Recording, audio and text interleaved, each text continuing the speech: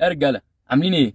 تعالوا خدكم معايا اوريكم البنزينه في المانيا وازاي بنغسل العربيه وشكل البنزينه هنا عامل ازاي. واحنا كده وصلنا البنزينة، وده بيكون شكل المغسلة من جوه، وده شكل المغسلة من بره. بيكون في مكنة هنا بتدفع فيها الفلوس، وبيقول لك عدد الدقايق اللي العربية تتغسل فيها. ولحد ما العربية تتغسل تعالى اوريك شكل البنزينة بيكون عامل ازاي.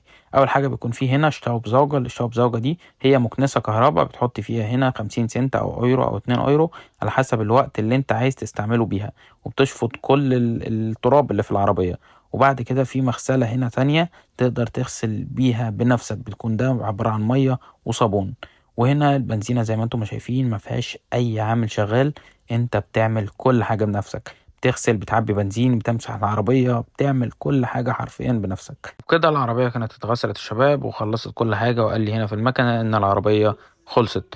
وزي ما انتم شايفين العربية رجعت تاني عروسة وبقت جميلة جدا.